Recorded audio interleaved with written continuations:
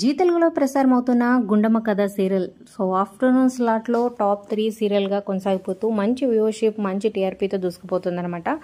One of the longest running serial అయినప్పటికీ ఏమాత్రం viewership తగ్గకుండా మేనేజ్ చేస్తున్నారనమాట.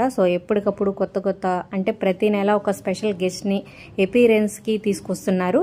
2000 ఎపిసోడ్స్ పైబడి ఇంకా సక్సెస్ఫుల్గా రన్ అయిపోతుందన్నమాట.